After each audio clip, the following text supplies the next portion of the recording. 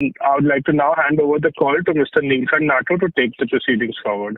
Thank you, and over to you, Neelkanth ji. Thank you. Thank you, IIFL Securities and Mr. Vidit, for hosting our earnings call. Good morning, ladies and gentlemen. Welcome to Sudarshan's Q1FY24 earnings conference call. Our investor presentation has been uploaded on the stock exchanges for your ready reference. I would like to take you through the financial highlights for this quarter. On the overall basis, we have commenced the current financial year with improved financial performance compared to the challenging previous year. Taking the cue to the quarterly performance, on a consolidated basis for the quarter, total income from operations stood at rupees 608 crore as compared to rupees 554 crore for the same period last year, higher by 10% year-on-year. EBITDA for the quarter stood at rupees 70 crore as compared to rupees 41 crore in Q1 FY23. EBITDA margin is at 11.5% as compared to 7.5% over the same period last year. Profit after tax is at rupees 21 crore compared to rupees 7 crore for the same period last year. Now going into the details of our segment business. For the Q1 FY24, income from operations stood at rupees 536 crore as compared to rupees 526 crore for the same period last year, growth of 2% year-on-year. On a sequential basis, revenue is lower by 10% compared to rupees 594 crore of Q4 FY23. India sales for the quarter is at rupees 265 crore, marginally lower by 1% as compared to rupees 269 crore in the same period last year. On a sequential basis, India sales is lower by 12% compared to 301 crore in Q4 FY23. Exports for the quarter is at rupees 272 crore as compared to rupees 258 crore, higher by around 6% year-on-year. On a sequential basis, revenue is lower by 7% compared to rupees 293 crore of Q4 FY23. Value growth has remained soft due to pass-through in the selling prices due to fall in the raw material prices and the logistic cost. In the plastic segment, we are seeing relatively stable demand and expect further improvement in the coming quarters. We have seen subdued demand scenario from coating and ink segment, majorly due to domestic players differing buying decisions owing to destocking and falling price regimes.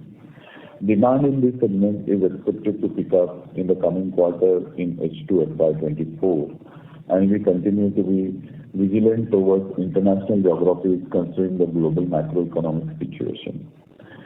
Specialty segments sales stood at rupees 363 crore as compared to rupees 352 crore for the previous year same quarter, 3% year-on-year higher. On a sequential basis, revenue is lower by 12% compared to rupees 412 crore of Q4 FY23. Non-specialty sales for the quarter is at rupees 174 crore, which remains flat as compared to the same period last year. On a sequential basis, revenue is lower by 4% compared to rupees 181 crore of Q4 FY23. We see good engagement with the customers to build healthy opportunity funnel from recently commissioned CapEx. As guided earlier, revenue ramp-up will be slightly delayed due to the macroeconomic conditions. Gross margin of pigment business for the quarter increased to 42.9% as against 40.3% for the same period previous year. Comparing with the sequential quarter, gross margin has gone up by 140 basis points. Apart from raw material costs, we continue to see softening of coal prices as compared to the previous year. Logistic costs have also come off the peak levels seen earlier. In this softening price regime, we will continue with the calibrated pricing decisions to volume growth in the coming quarters. EBITDA for the quarter stood at rupees 64 crore in Q1 FY24 as compared to rupees 44 crore for the previous year same quarter. EBITDA margin is at 11.9% as compared to 8.3% over the same period last year. On a sequential basis, EBITDA is lower by 40 basis points, and this is due to lower operating leverage and annual employee increment effect. Recent update on the land monetization. During the quarter, the company completed sale of freehold land located at Pune, Maharashtra for a total consideration of rupees 356 crore. Net gain of 315 crore from the sale transaction has been reported as a part of exceptional gain in the P&L statement. Proceeds from the land monetizations are being utilized towards deleveraging the balance sheet. To summarize, business environment has mixed vibes from headwinds due to the macroeconomic situation and positive tailwinds from the external factors such as consolidation of top players in the industry, China Plus One strategy, etc., which are expected to favor Indian pigment industry. We are well prepared internally with all the capital projects being commissioned with wider range of product portfolio, cost-efficient operation, and capacity to quickly ramp up. To summarize, we are confident in our growth journey and look forward to continuing the same and delivering value to all our stakeholders. With this, I now open the floor for question and answer session. Thank you. Thank you very much, sir. We will now begin the question and answer session. Anyone who wishes to ask questions may press star and one on their touchtone telephone. If you wish to withdraw yourself from the question queue, you may press star and two. Participants are requested to use handsets while asking our question. Ladies and gentlemen, we will wait for a moment while the question queue assembles.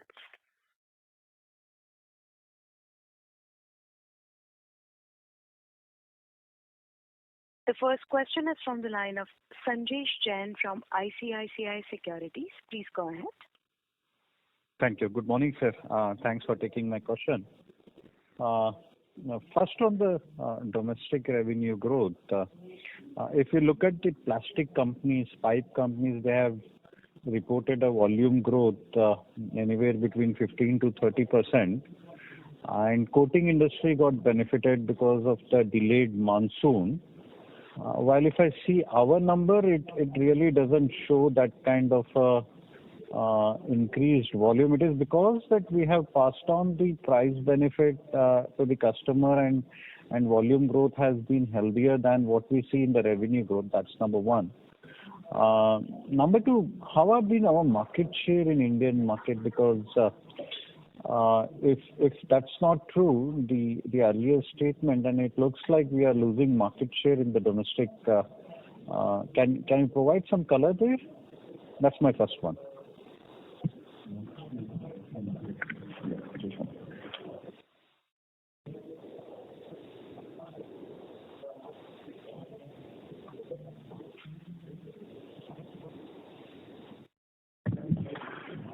Hi, Sanjesh, and thanks for your question. Welcome here.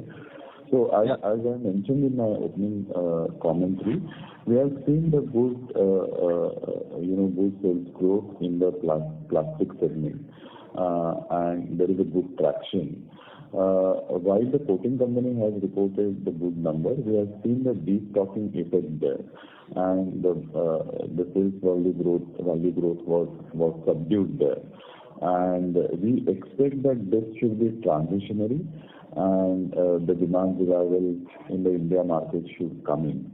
As regards your second question in terms of our market share in India, we are currently a market leader with 35% market share in the domestic industry, and currently we don't see any degrowth in our market share. We are not losing out on the market share in Indian market. But we have invested so much into the high performance pigment. We are expanding the portfolio. If I see this 35% number for last 4 or 5 years, despite such a significantly higher investment, that hasn't been moving up. Who are the other players who have been equally aggressive? Because we haven't seen too much of a capacity addition in the pigment segment. Why our market share is not reflecting that? Sir, as this is Rajesh Rathi here. As Nathuji mentioned, we've seen a good growth in plastics, which the growth has happened and the second is in the coating section. We've not lost anything, but we've not seen growth because of the destocking happening in the coatings industry. Our entire product portfolio was designed for a global market, and of course India is also some products do go into India, and from that perspective, all our new products, whichever were meant designed for India, they are getting we're getting well entrenched in the product, so I do not know why do you come to a conclusion that we are losing market share? That's not clear. No, I got your point that volume growth could be higher and destocking could be a transitory phenomena. I'm just dwelling on this 35% market share, which has been stable for last 4-5 years, if I remember it right. Why is it not improving, considering that we have been investing so much in the product portfolio and all? One would have anticipated it to go up materially. So I think once you reach a certain product, certain market share, it's difficult to, and especially on some of the commodity sides, we've been losing some products there, and that's been by design, and that's where this new product portfolio was designed, that we gain market share there, right? There's a big if you see the cyanide, you see the chrome industry, inorganics, there's a very big competition there, and margins are constantly falling in that region. So there is a certain level of market which we've lost there in the last few years. Got it. So just summarize, you're telling that we are improving on the product portfolio where we are shedding some of the market share in the lower end or highly competitive product and moving up in the value chain. Is that a fair assumption? Yes, sir. Absolutely. Okay. My second question is competition from China. We have generally heard from many chemical companies that due to the lower domestic demand in China, those products are flooding in the export market, and we do have a competition from China on the azo portfolio. How has been our experience? What has been the competitive intensity, pricing, margins in the export market for that part of the portfolio? We have seen intense competition, and probably some of the utilization has been at their lowest, right, for the Chinese companies. So we have seen intense competition, but I think last year also we saw a huge competition there. So compared to last year, I won't say that it has been it's become worse. So whatever we saw last year has been continued, and with our product portfolio and even in azos, we have been able to get back some of our market which we had lost in the export market. Got it. Last two questions. One on the new product approval and the ramp up. I know you have told that it will get slightly delayed considering the global demand scenario. But can you tell us how is the yellow and violet being accepted by the customer? How many have approved it? Some color qualitative statement to give us a confidence that when the demand turns around, we should be able to gain that benefit. That's one. Number two, on the Thilo side, I think China anti-dumping on India is now anniversarized. It's already in the base. Are you seeing that continues to hurt us? These are my two questions. Right, sir. So I think one question is, and Mr. Nathuji will kind of allude to it, that our new capex sales, we are getting good engagement, right? And what we had earlier given you all a guidance that earlier we had anticipated to utilize the full in 3 years, it will go to 4 years. That's what the guidance we had given you last time. So currently we are on track on this year's target also as per, defined by that 4-year target, right? So we are on track on that. If the microeconomic situation changes, the team, we all hope that we will go back to the normal 3 years utilization, what we had thought, right? A good engagement on all those products across customers and across geographies, right? And so that's one question, if I've answered. The other, what was it? The second question was on China anti-dumping. It's hurt the entire industry. The Pigment Manufacturing Association has decided to fight this together, and we hope that we do this. So coupled with, so what has happened in the Sudarshan industry, it's the microeconomic situation globally, it was majorly, blue and green was an export market, right? So we've seen a depression in demand plus the China demand going off, right? So it's a double whammy for the Sudarshan industry. Okay. But the anti-dumping has been put beyond a year now, right? At least there is no incremental hurt from the anti-dumping for the Thilo side of the portfolio. I can understand the destocking part of it, but from the purely anti-dumping, there is no incremental impact now because it's already in the base, correct? Is it already a year? I think yes. I mean, I don't exactly remember whether it's 9 months or a year, but there's no incremental after the last incident of anti-dumping. Whether it was a year, I don't recollect the exact date. Yeah. Okay. And that's it from my side. Thanks, Ratiji. Thanks, Natuji, for answering all the questions, and best of luck for the coming quarters. Thank you, sir. Thank you, Hindu. Thank you. The next question is from the line of Ankur Periwal from Axis Capital. Please go ahead. Yeah, hi Ratiji, hi Natuji. Thanks for the opportunity there. So, continuing with the earlier discussion on the overall demand scenario, and given that exports are more relevant for us in terms of ramping up the newly launched products, capacities, etc. If you can share your thoughts on, how you are looking at different geographies, both from a, specialty as well as a non-specialty portfolio perspective.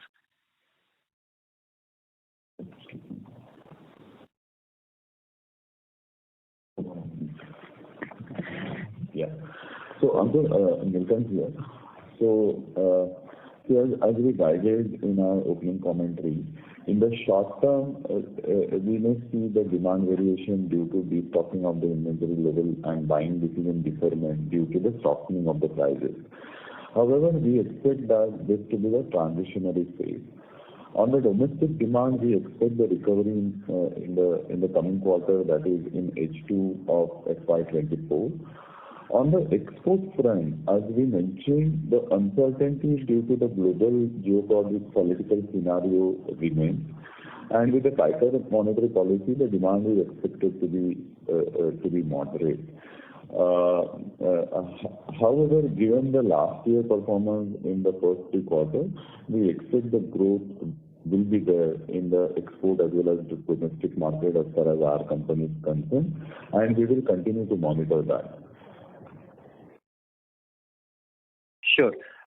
Secondly, on the RM deflation side now, and since we have been improving on the gross margin front, this gross margin improvement is more optical because of the decrease in freight cost, or there is a genuine full pass through of RM inflation and probably the deflation is helping now.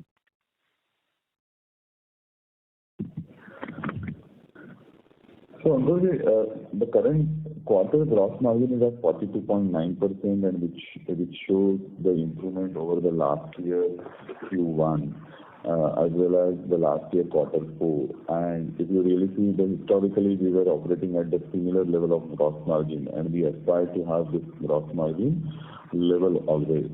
However, this gross margin improvement, what we have seen in the current quarter, is due to softening of the RM prices and also some part of the lag effect of the pass-through.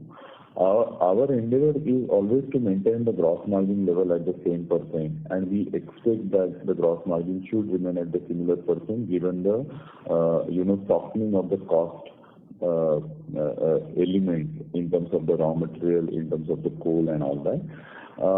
We expect that this should remain at around same level in the coming quarter, and however, we will have to take the balanced approach, as I mentioned earlier, between the volume and the price, looking at the demand scenario in the coming quarter, given the uncertainty around. But we will try and aspire to have this gross margin level around the same level.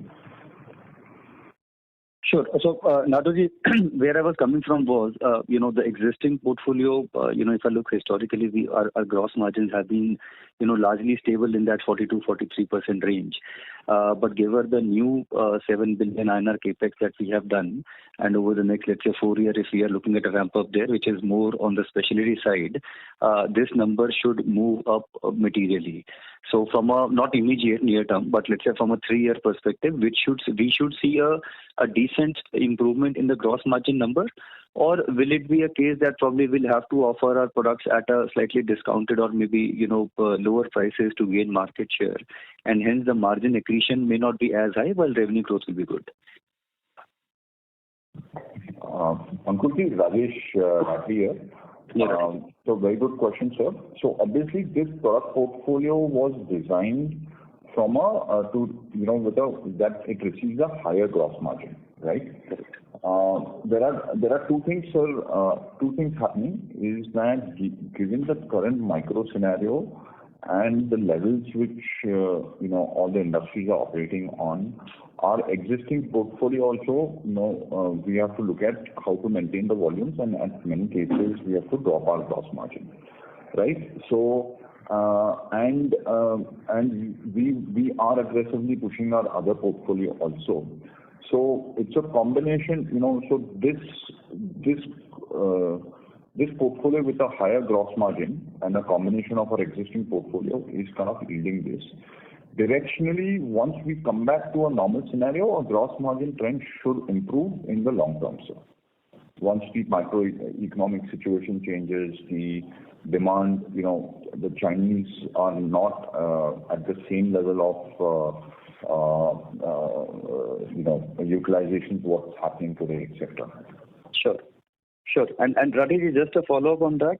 So from a product approval perspective, right, and all these products will have different time cycle in terms of approvals, etc. Where are we right now, and maybe when should we expect the full approval in place? So we are absolutely on track on sales reaching our first year target given the 4-year horizon, right? So we are right on track on that. So Q1 also we've been able to meet that target, and we'll continue to kind of, there's a great emphasis in the company to drive that.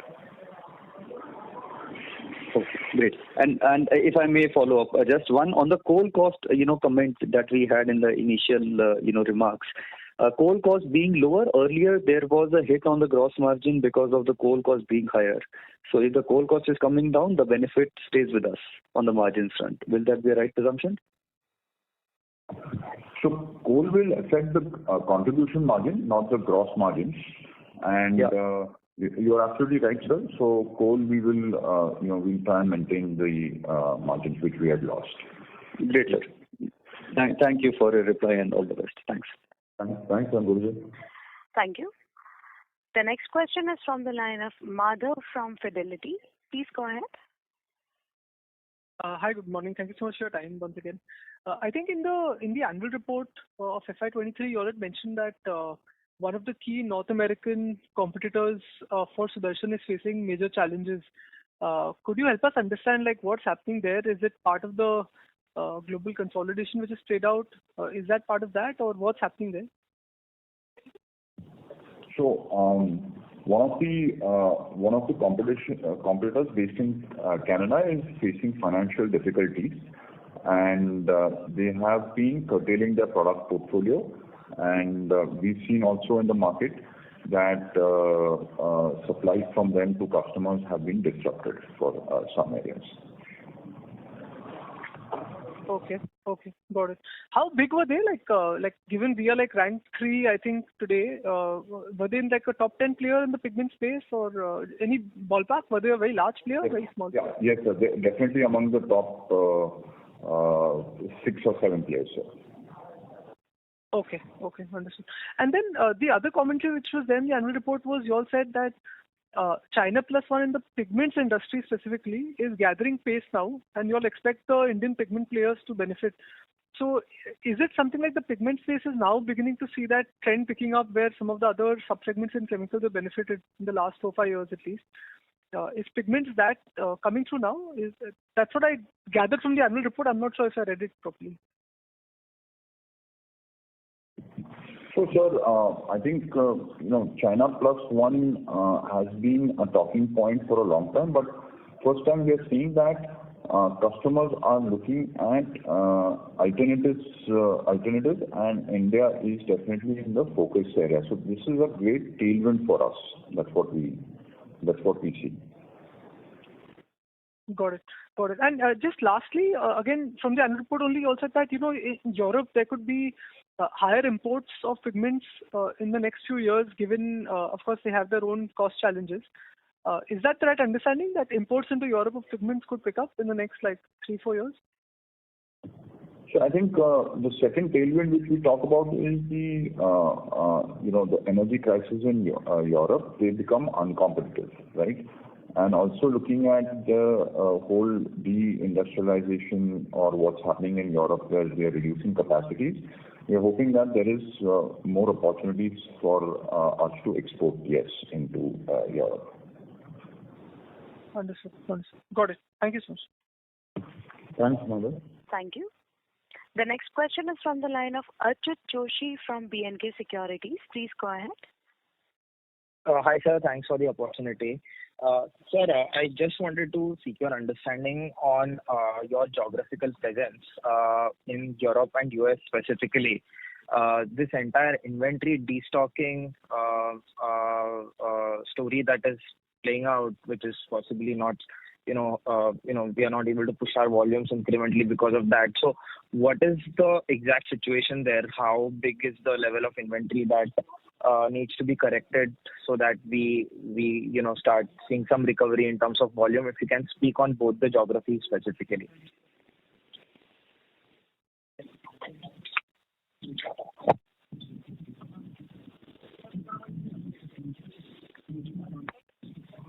Sure. So in general, I think the destocking in the inventory has been through the geographies. Specifically to EU and US, I would say that EU, last year we saw worsening of demand. We see demand slightly better than last year, right? Last year we saw the worst coming in. In terms of US, so far, one is the destocking, but the future demand scenario in US, given the given the economic situation, etc., customers are giving us a cautionary note in US. So that's the area where we are closely monitoring how to gain our sales with our new products. Sure, sir. And in the supply chain, correct my understanding if I'm wrong here. So in the supply chain, while we are into a pure B2B business, the inventories are stocked up at what end exactly? Is it that the customers bought in quite a lot in the last financial year, or is it in the distribution channel somewhere, if we are at all dealing with distributors? Because so there are two things, right, sir? One is that the inherent demand, if that is weak, then probably it will be difficult to push the inventory from any of the ends. But if the demand is picking up, then the levels of inventory liquidation going ahead will be quite useful if we have to push that the volumes that we have produced in our facilities. So where exactly is the pain point? If you from whatever interactions if you had, if you can throw some light on that.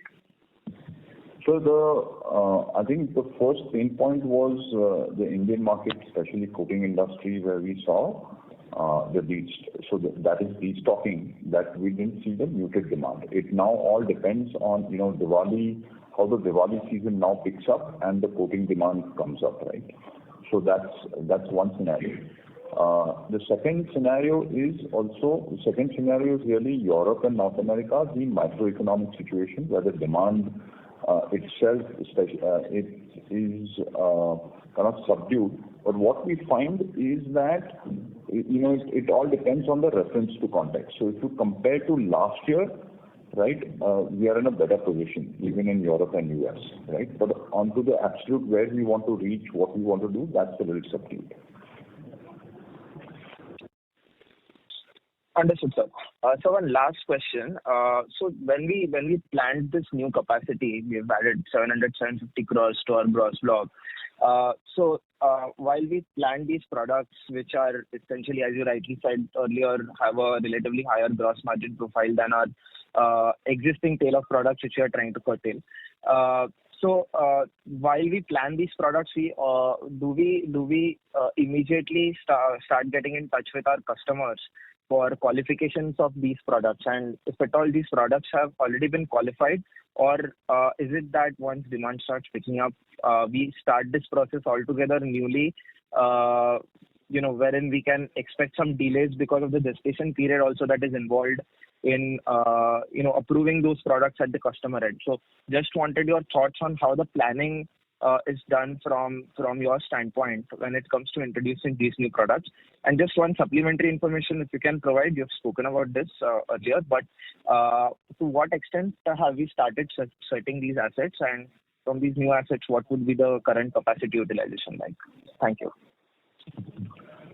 So, absolutely, we don't wait for the demand to come back. We are engaging with customers for approvals, right? However, like the guidance we gave in the last call, we were expecting to utilize the capacities in 3 years. This has been, right now, given the situation, it looks like 4 years. And we are bang on target to achieve the target of 4 years today. And we will continue to push this given when the situation improves, we hope to bring this back to 3 years. Got it, sir. So basically, we don't have to really wait for the approvals. The engagement is ongoing, and that will not increase the gestation period of realizing the benefits from the capex. And sir, if you can also answer the utilization part that I asked. Thank you.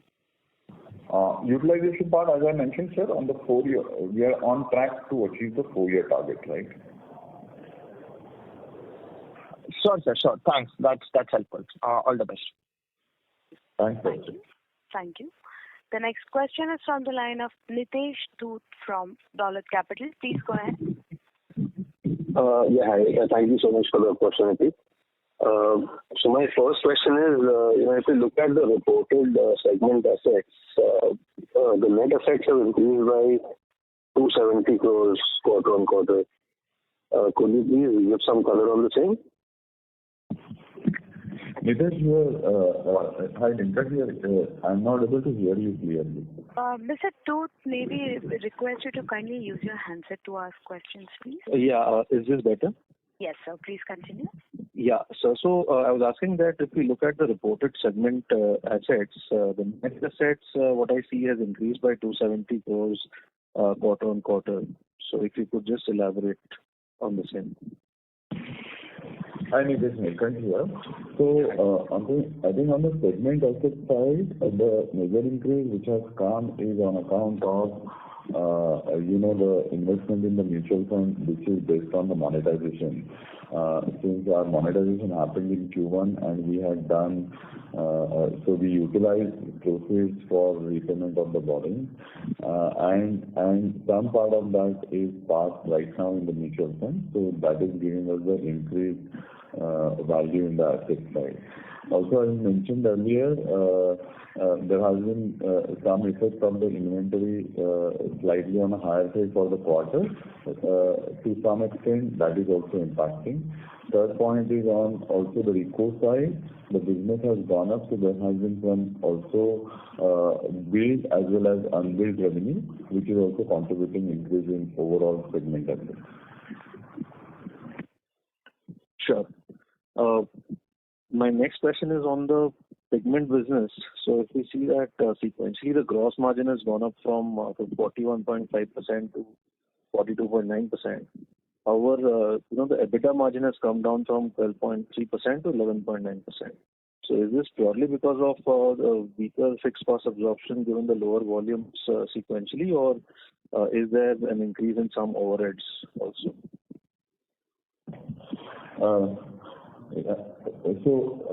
Nitin, your understanding is absolutely correct. So if you see the EBITDA margin has been is down sequentially by 40 basis points, while if you see my sales value has come down by around 9 to 10%. So it is more of the operating leverage there, no increase in the overheads.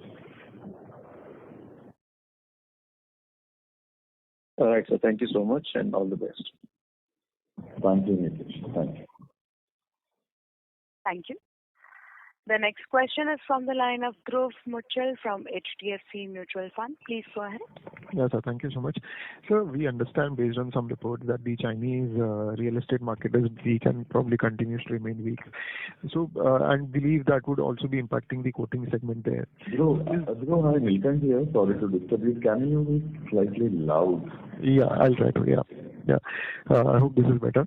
So we understand that the Chinese real estate market is a bit weak and continues to remain. Excuse me, sir. I'm sorry to interrupt. Sir, your mic is too close to your mouth and we are getting an airy distance. 1 second. Is this better? Thank you, sir. Yeah. So, sir, on the Chinese market, we understand that the real estate market is weak, and probably that is also influencing the coating market, the coating pigment segment. So, is that the reason that which is impacting the overall supply-demand situation globally, and they are exporting? The Chinese are exporting more and more, probably in your Europe and US market, which you earlier used to target, and probably also the domestic market, or is it that a lot of new capacities have come up, which is influencing the market? Just trying to understand what is causing this. So China is not active. China has nothing to do with the coatings market, sir. Coating market, what we saw was in India where we didn't see growth. I think China is generally active in the printing ink markets and some lower-end plastic markets where we have seen good competition, right? Yes. But that's not the main reason where we are seeing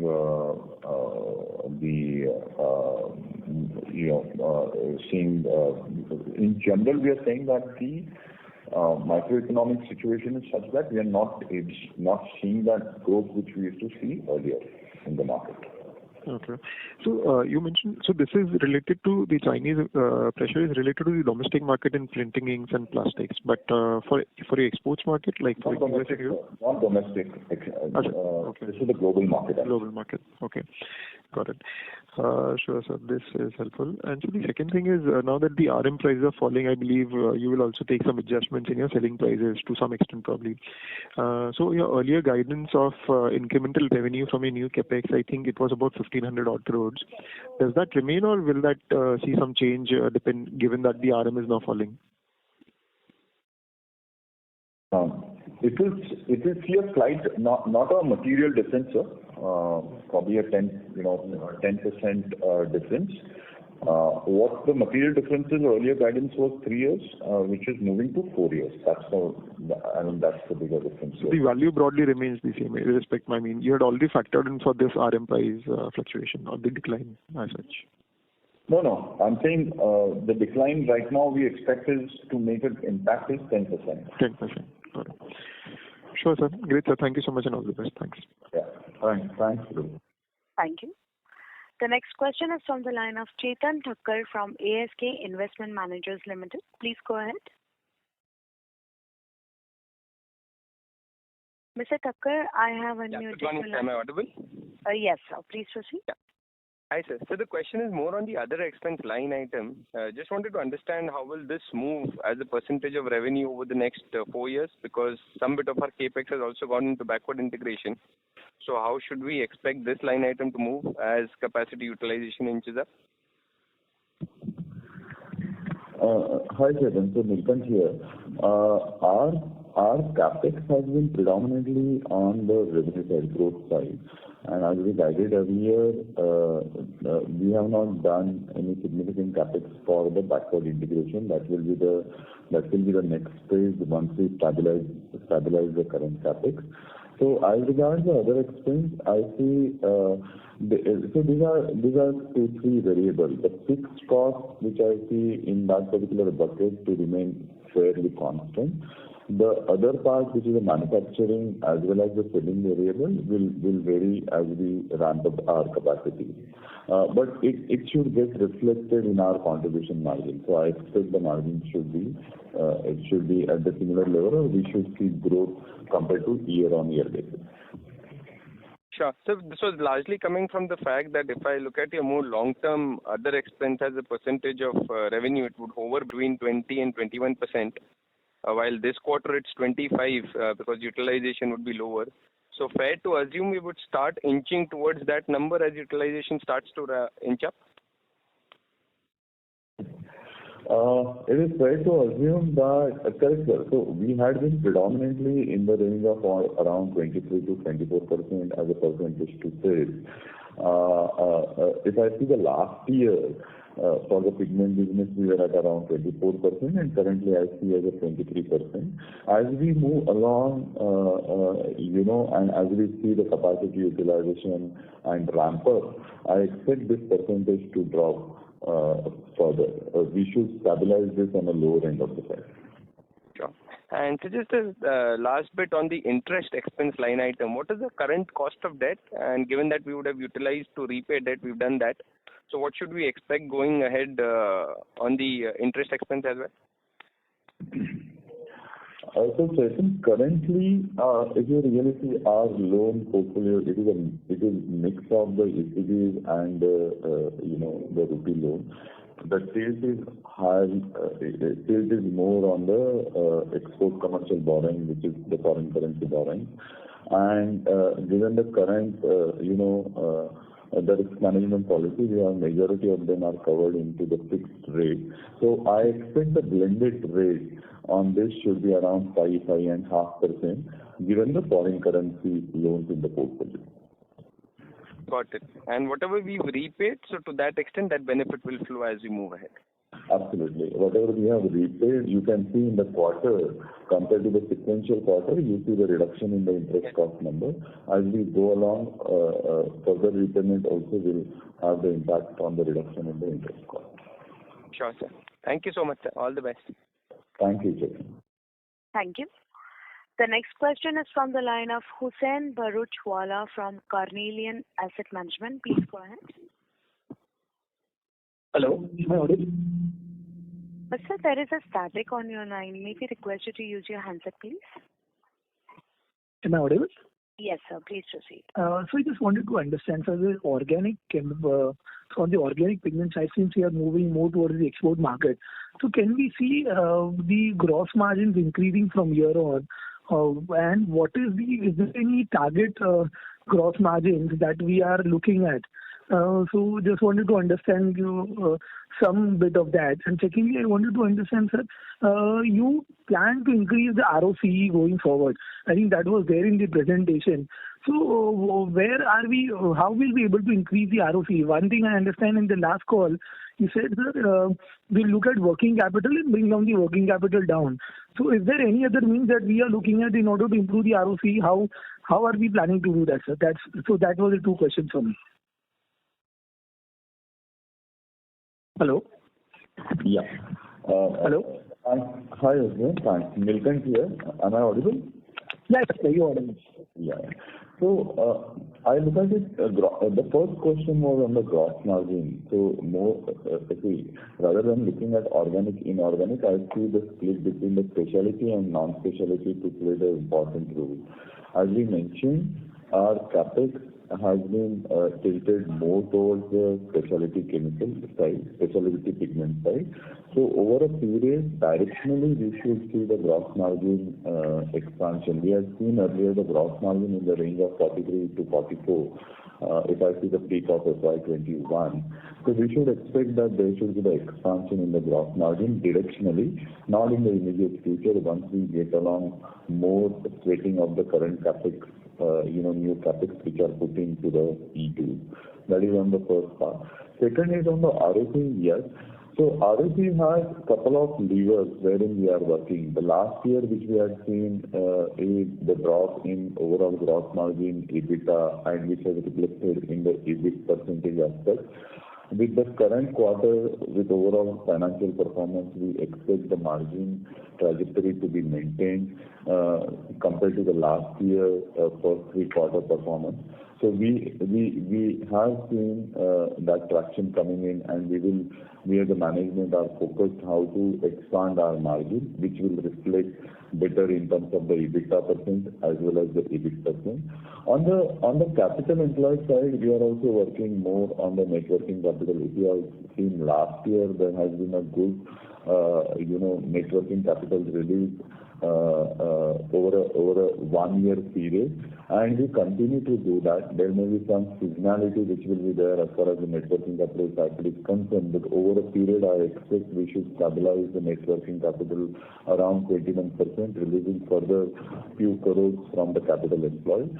And third, as we move along in terms of the ramping up of the sales from the new CapEx project, more weighting of those CapEx will give us the further benefits going forward. So as here the growth will follow the CapEx, we are in the initial phase. You will see the ROC ramp up in the coming year. And these are the 2-3 major levers which we are working at. Okay, got it, sir. Also, one point, Hussein, also is we have also taken a decision that there will not be any further expansion of new capex, new capex to the tune which you have seen, except the maintenance capex. So this will also help us in managing our capital employed better. Got it. And sir, your maintenance capex will be around 40 crores. Am I correct? That's what you had guided earlier? Yes, around 40 to 50 crores. Yeah. Got it. So that was the only question here. Thank you. Thank you, Hussein. Thank you. The next question is from the line of Rohit Nagraj from Centrum Broking. Please go ahead. Yeah, thanks for the opportunity. So first question is on the European competitors. So given that the top, out of top 10 players, most of them are located in Europe. And on a year-on-year, the energy situation has been relatively lenient. Plus, you also mentioned the raw material prices have been falling. So how is the competition shaping up over there? And are there any incidences where some of the mid or small size players have gone out of the system, as you explained for one of the competitors in Canada? Thank you.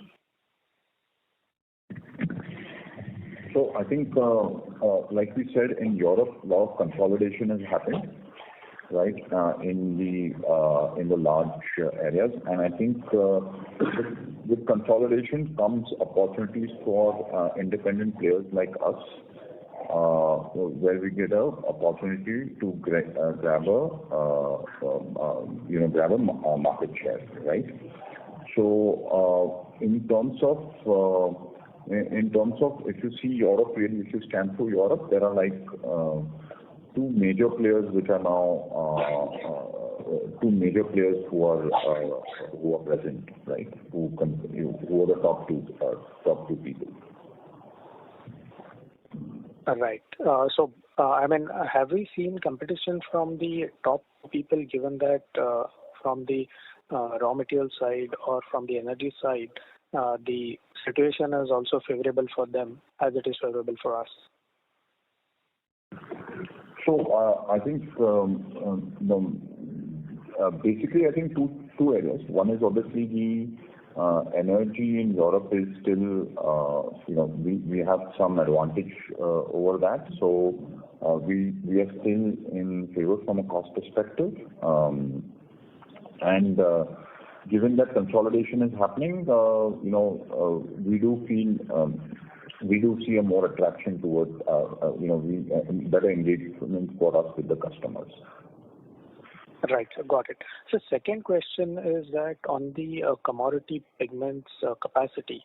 So you mentioned in one of the comments that we are driving ourselves from commodity to specialty. However, the market share has remained constant. So just wanted to understand from the operating point of view, the capacity that we have put for commodity pigments, the previous ones plus in the new capex, are those capacities fungible and can be used for specialty pigments, or at any point in time, if we were to scale those down, we'll again have to incur some capex if we were to upgrade those capacities to specialty pigments? Thank you. We've not put in any new capex on the commodity side, right? Most of our capex has been on the specialty side.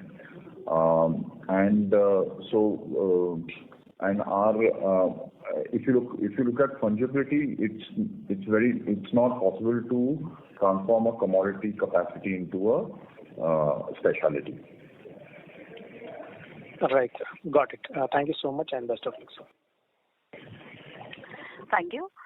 The next question is from the line of Yogesh Bhatia from Sequent Investments. Please go ahead. Hello. Yes, sir. Please proceed. Yeah. So, sir, like you mentioned, that our target is to ramp up this new capacity in the coming 3 years. So, is it a possibility that if things are better off earlier than we expect, so we can ramp it up faster? And my second question is, like you said, that we have started utilizing the new capacity recently from Q1 and also.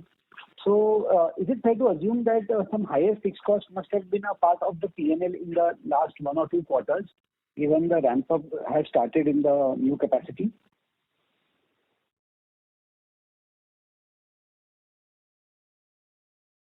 Hello? Hi, Yogesh. Nilkant here. So as regards the ramp-up in terms of the new capex, as we mentioned, we earlier estimated this ramp-up should be within 3 years. Given the current scenario, we expect that this should be around 4 years, and we are on target, to have the ramp-up of this new capacity by 4 years. As we move along, if we see the improvement in the macroeconomic condition, our endeavor is to bring back this particular ramp-up to the 3 years period, but that will always depend on the external factors. That is the first part. Second part is in terms of the additional fixed cost. So this project has been commissioned in the last quarter, and majority of the fixed costs in terms of the manpower and all that is already being there. I don't expect any incremental fixed cost to come for this newly commissioned capex. Okay. So basically, higher fixed cost has been incurred in the last quarter and maybe this quarter also for the new capacity, right? Yes. So I expect more of a normalization, no incremental fixed cost due to this, recently commissioned capex. Okay. Thank you, sir. That should be all. Thank you. Thank you. Ladies and gentlemen, we will take that as the last question for today. I would now like to hand the conference over to the management for closing comments. Over to you, sir. Yeah. Thank you, Nisha. Thank you, Vidit, and thank you, participants, for your time and interest in Sudarshan Chemical. We remain confident in the long-term prospect of our business, and we look forward to engaging with you again in future. Thank you. Thank you, sir. Ladies and gentlemen, on behalf of IIFL Securities, that concludes this conference. We thank you for joining us, and you may now disconnect your lines. Thank you.